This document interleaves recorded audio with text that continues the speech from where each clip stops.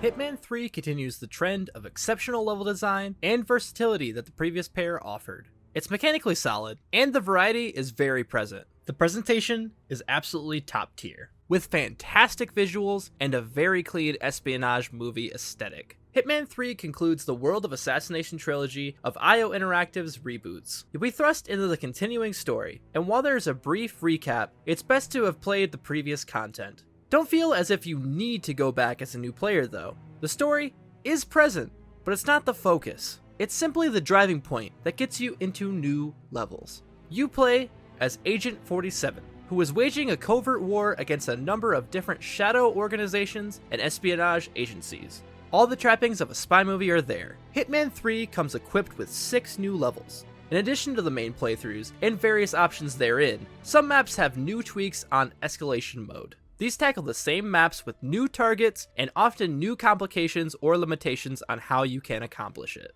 As before, each escalation has 3 levels of difficulty that increase as you clear them. These remix levels definitely add to the variety of the gameplay, and the shakeup of new targets alone is a welcome one.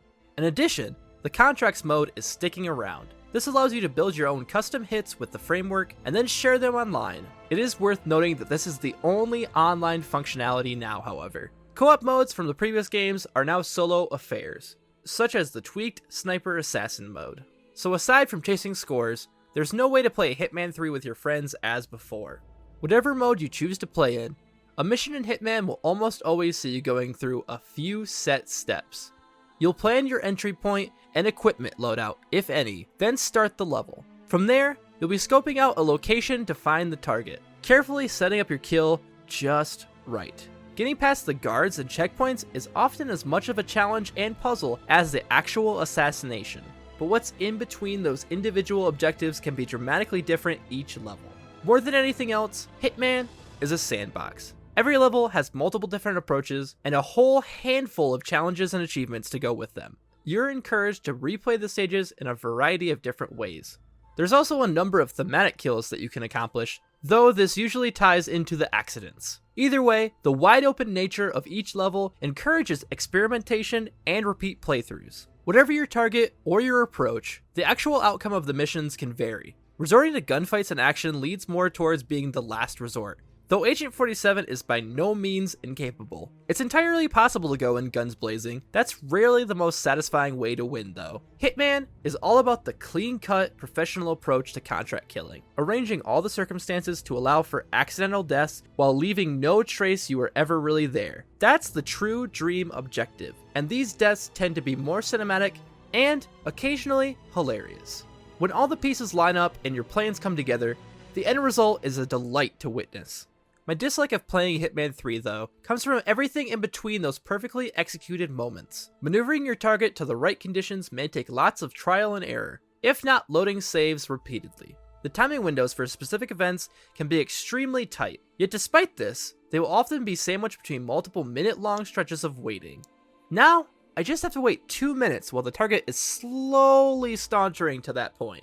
I enjoyed Hitman 3 when I was breaking into buildings, exploring a level, and formulating plans. The actual execution of those plans, on the other hand, usually felt tedious and time-consuming. I'm usually quite patient when it comes to my games, but there were simply too many instances where it felt like I was waiting for an arbitrary moment for everything to get lined up. Ironically, I had more fun with the game when I let myself play sloppily. If it was clear that I would have to scour the level for all the right triggers and sequences to get one specific kill, I stopped reloading saves. Having to stash unplanned bodies only to get spotted and face increased security, trying to shake your pursuers, or simply going at them guns blazing, that made the moment-to-moment gameplay more unpredictable and enjoyable than waiting ever did.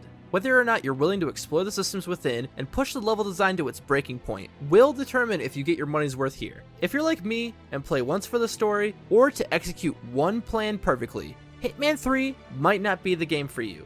There are incentives for replaying missions beyond simple bragging rights, mind you. Every stage has a mastery level that increases as you accomplish challenges within them. Reaching level milestones can unlock new options for these replays, such as new starting points or equipment. New to Hitman 3 though are shortcuts, which can be opened in a run and remain open for subsequent playthroughs. Simple stuff, but it rewards exploration and allows you to clear subsequent attempts with some variety. You might not be getting a wholly original concept with Hitman 3. What you will get, however, is that same intricate set of levels applied to new areas and concepts.